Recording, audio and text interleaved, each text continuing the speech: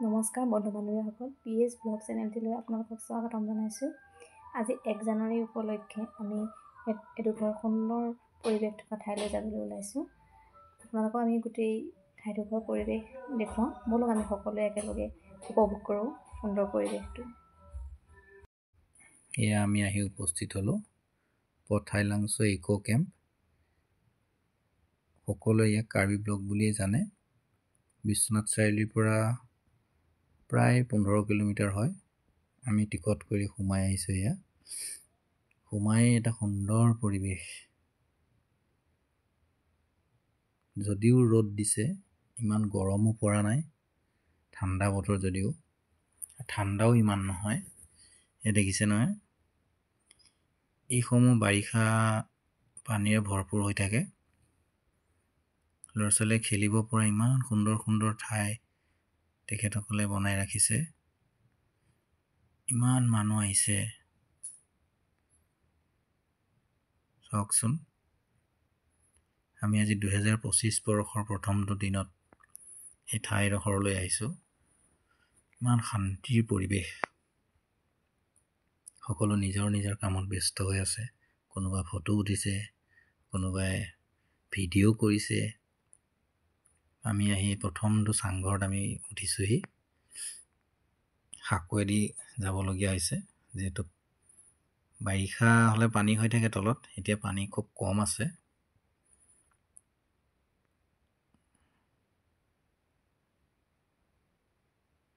ঠাইডোখৰ ইমানেই সুন্দৰ, আপুনি যেতিয়া নিজে আহিব তেতিয়া গম পাব। এয়া চাংঘৰৰ ওপৰত বহিছে। আমি চাংঘৰটোত 5 মিনিটমান সময় আমি বহিলোঁ। বৰ ধুনীয়া লাগিলে। ওলাই আহি আকৌ আমি অন্য এডোখৰ ঠাইলৈ যাম এতিয়া। এয়া চাওকচোন, স্কুলীয়া ল'ৰা ছোৱালী সকলো আহিছে, মাক বাপেকে লৈ আহিছে, আহি ইয়াত খেলিবলৈ দিছে।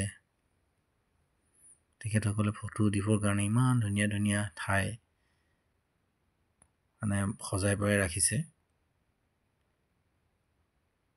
সকলোৱে ফটো উঠিছে যিসকল মানুহ ইয়ালৈ আহিছে। আপোনালোকেও এবাৰ আহিবচোন ইয়ালৈ। সঁচাকৈ মনটো হাত পৰি গ'ল।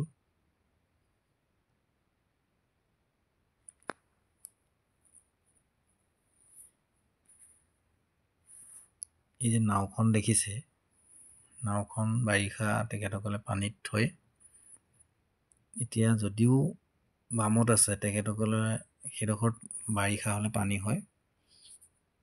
মই 2 বছৰৰ আগতে যেতিয়া গৈছিলোঁ তেতিয়া এইখন নাৱত উঠিছিলোঁ। এতিয়া আপুৰুগীয়া সম্পদ গৰু গাড়ী তেখেতসকলে সংৰক্ষণ কৰি ৰাখিছে। ইমান সুন্দৰকৈ সজাই পৰাই ৰাখিছে গৰু গাড়ীখন। বৰ্তমান সময়ত এইসমূহ বস্তু দেখিবলৈ পোৱা নাযায়। সেই গতিকে মই ওচৰৰ পৰা ভিডিঅ' কৰিলোঁগৈ।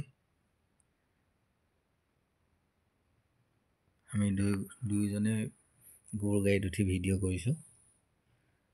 এটা ভাল লগা পৰিৱেশৰ কাৰণে কৰিলোঁ।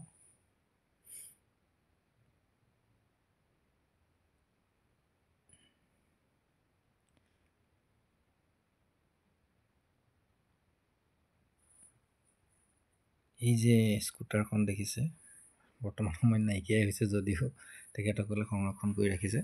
ভাল লাগিছে। ৰাস্তাসমূহ যে দেখিছে, ৰাস্তাসমূহ ইমান সুন্দৰকৈ তেখেতসকলে সজাই পৰাই ৰাখিছে। খোজকাঢ়িবলৈকে ভাল লাগে তাত। প্ৰথম পৰ্যায়ত মই গছবোৰৰ ফুলবোৰ গছৰে ফুল বুলি ভাবিছিলোঁ। তেখেতসকলে লগাই ৰাখিছে, ভাল লাগিছে। ওচৰৰ পৰা গৈ চাওঁতেহে গম পাইছোঁ। প্ৰতিটো ৰাস্তা তেখেতসকলে একদম সুন্দৰকৈ পৰিপাটিকৈ সজাই ৰাখিছে।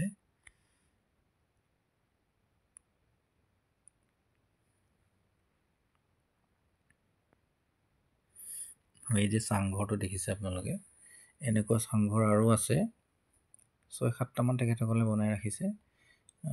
2 বছৰ আগতে বনোৱা চাংঘৰ, যিহেতু অকণমান পুৰণা হৈছে, তথাপি উঠি ভাল লাগে চাংঘৰত। গছবোৰ ইমান ধুনীয়াকৈ তেখেতসকলে ৰং কৰিছে তলত, ভাল লাগে দেখি। এই যে সৰু সৰু ল'ৰা ছোৱালীসকলে খেলি আছে দেখিছেনে? তেখেতসকলক মাক দেউতাকে লৈ আহি ইয়াত খেলাইছে, সুন্দৰ এটা পৰিৱেশৰ মাজত ৰাখিছে।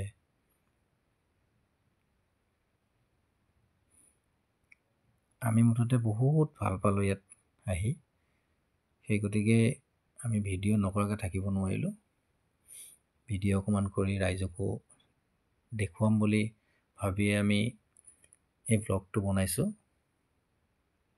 চাওকচোন প্ৰতিটো ৰাস্তা কিমান সুন্দৰকৈ তেখেতসকলে সজাই পৰাই ৰাখিছে। সৰু সৰু চাংঘৰ আৰু বহুতো আছে, তেনেকৈ বনাই ৰাখিছে।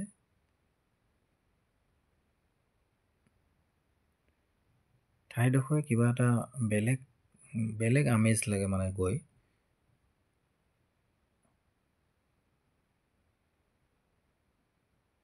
সকলো ব্যস্ত, নিজৰ নিজৰ কামত ব্যস্ত ৰাইজ।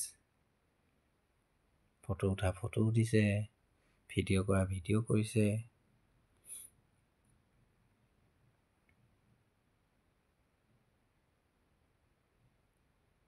চাওকচোন ৰাস্তাটো ইমান ধুনীয়া, গছবোৰ ইমান ধুনীয়াকৈ ৰাখিছে। এই তেনেকৈ সৰু সৰু চাংঘৰ বহুকেইটা আছে, মই আগতেই কৈছোঁ।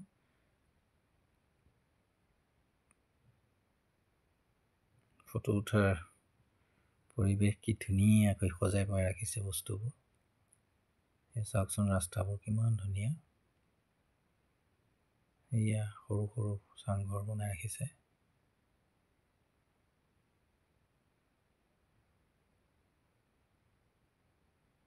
শেষত আমি যাবলৈ সাজু হ'লোঁ, এয়া ওলাই আহিছোঁ। সোমাওঁতে আপোনালোকক দেখুৱাবলৈ পাহৰিলোঁ, এখন দলঙৰ ওপৰেৰে যে গৈছিলোঁ, তলত পানী হয়, বাৰিষা হ'লে বহুতো পানী হয়, ধুনীয়া নিজৰা এটা বৈ থাকে। আহিবচোন আপোনালোকে।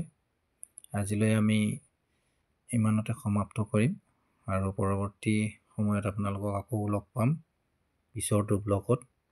আজি আমি ইয়াতে সমাপ্ত কৰিছোঁ। ধন্যবাদ।